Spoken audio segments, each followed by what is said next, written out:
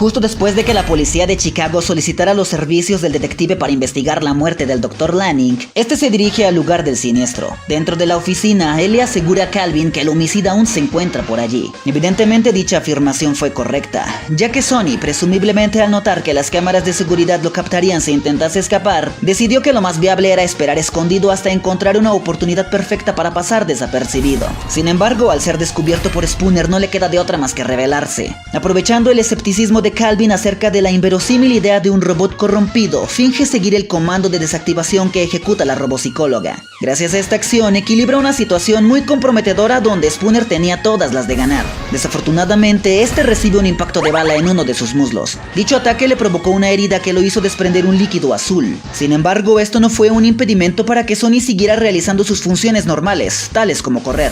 Pero gracias a esto nos percatamos que Sonny es un ser quien, aunque cuente con una super aleación que le permite soportar múltiples ataques, esto no le asegura ser una esponja de balas como los Terminators, por ejemplo, dándonos a entender que su cuerpo tiene importantes debilidades, siendo estas aquellas partes de su estructura que no están cubiertas por la super aleación. Aún así, en esa misma escena nos dimos cuenta que Sonny es capaz de soportar una caída de decenas de pisos, abollando el suelo por tremendo impacto y accediéndolo sin problemas al siguiente nivel en resistencia. Luego de ser herido en la pierna, Calvin asegura que Sonny debe ir a autorrepararse. Lejos de sorprenderse por la forma en que la robopsicóloga se adelanta este hecho, resulta interesante que el robot no ignora su herida y busca la forma más efectiva de autorrepararse. Evidentemente esto es yendo a una fábrica de NS5, presumiblemente para sustituir alguna pieza dañada. Una vez allí, y aprovechando lo conveniente de la situación, Sonny se oculta entre los cientos de robots del sitio, y a pesar de ser consciente de que el inventario revelaría a sus enemigos que existen 1001 elementos en el almacén, este singular robot no desaprovecharía la oportunidad para camuflarse entre sus similares y así intentar ganar algo de tiempo para seguir como prófugo de la justicia. Como dato curioso, Sonny pudo haber ganado 3 semanas de no ser porque a Spoon se le ocurrió utilizar el método de la intimidación para dar rápidamente con él. Una vez que Sonny es descubierto, no le queda más que defenderse, y aquí es donde nos damos cuenta que él posee altas cualidades físicas, siendo capaz de arrojar con mucha facilidad a un hombre de 90 kilogramos por los aires. Además puede realizar saltos enormes con sus potentes piernas y hacer acrobacias increíbles por los mismos. Todas estas actitudes lo acceden fácilmente al nivel sobrehumano. Una vez que Sonny fue aprendido por la policía y a nada de ser interrogado por Spoon, el curioso robot pregunta por el gesto realizado por el detective. Este le revela que se trata de una señal de confianza única entre humanos. La mencionada, Sonny la usaría más adelante de forma muy efectiva gracias a su curiosidad. Y precisamente esto nos lleva a teorizar que al igual que los Terminators, Sonny, gracias a su supercomputadora integrada, tiene la capacidad de aprender infinidad de cosas, siendo las más complicadas aquellas relacionadas con el comportamiento humano. Finalmente, a punto de terminar la sesión de interrogación, el robot le confiesa a Spoon que todas sus acciones fueron realizadas por amor hacia su creador. En ese momento, él hablaba sobre el hecho de haberlo asesinado, cosa que por supuesto el detective no tenía ni idea. Una vez más, podemos notar una similitud entre Sonny y los Terminators. En la antesala para su ejecución, Sonny deja muy en claro que puede realizar algunas acciones muy propias de los humanos. Por ejemplo, dormir y soñar. Esto se lo dejó muy en claro a Spoon durante el interrogatorio y a Calvin durante su primer encuentro en la USR. Y precisamente en esta primera interacción se nos desvela que Sonny es un robot que puede sentir miedo. Si bien es cierto que ya se lo había mencionado Spoon durante el interrogatorio, no fue hasta estos momentos previos a su ejecución cuando le confesó a la doctora Calvin que tenía mucha incertidumbre acerca del dolor y la muerte. Si a esto le anexamos el hecho de que también sufre ataques de histeria, queda más que demostrado que Sonny puede sentir casi cualquier emoción humana. Momentos después, durante el intento de asesinato de Spoon a manos de un mini ejército de robots en la autopista, fuimos testigos de una explosión de un contenedor gigante. Como resultado de la misma, todos los NS5 fueron destruidos con excepción de uno.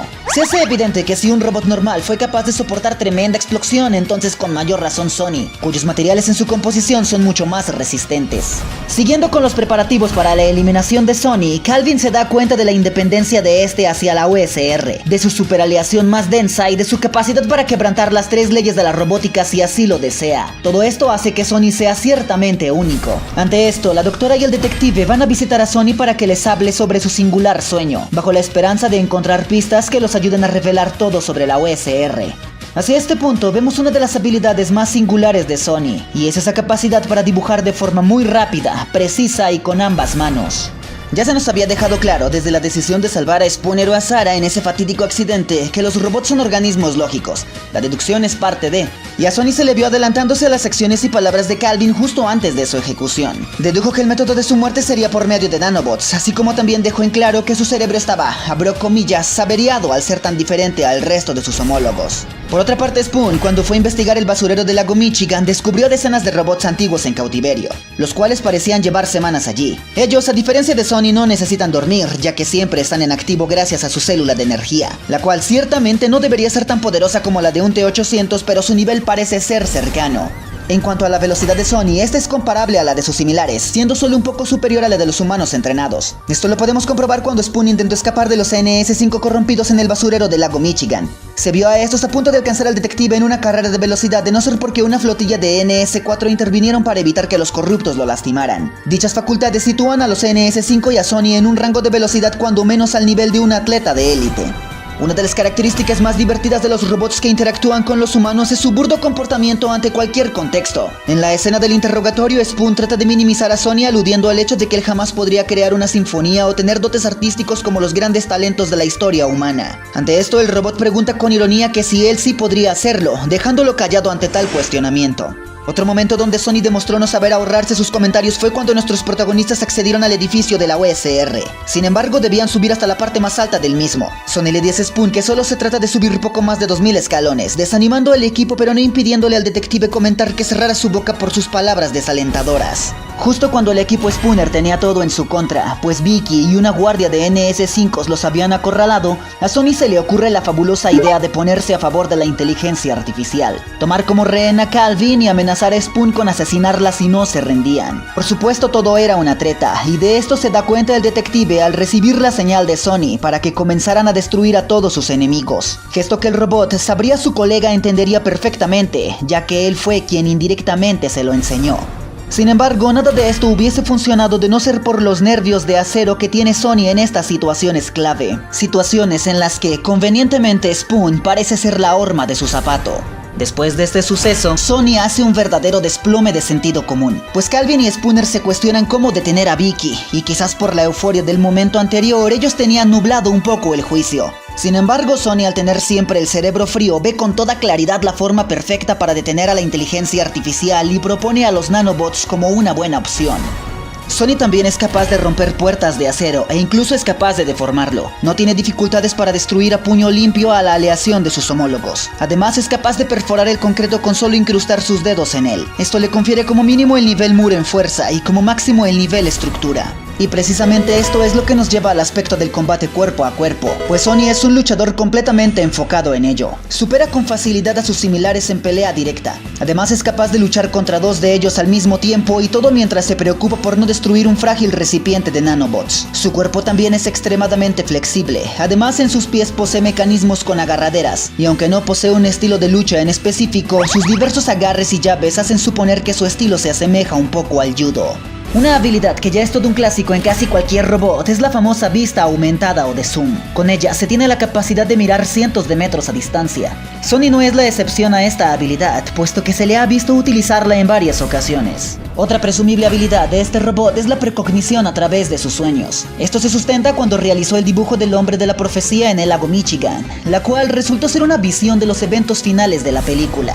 Y hablando de esto, Sony aseguró cuando realizó el dibujo que Spoon era el hombre de la profecía. Sin embargo, en la escena final se nos desvela que en realidad se trataba de él, aquel elegido por el destino para detener la guerra y liberar a las máquinas. Y bueno, esta es toda la información que sabemos sobre Sony. Cuéntame si sabes algo más sobre él en la caja de comentarios. Con 33.75 puntos en total, se sitúa como el primer puesto en esta nueva etapa de Mr. Prince Kick-Ass. Aunque seguiré poco activo, intentaré hacer un video cuando menos cada mes. Ya nada más para recordar que se vendrán remasterizaciones de algunos antiguos videos y volverá la sección comunidad para las votaciones de futuros personajes. Adicional, pido de favor, gente, por favor miren los anuncios completos, ya que es la única manera en que en un futuro podría traer más y mejores videos. Y bueno, ahora sí. Ese nada más por el momento se despide Mr. Prince Kick-Ass.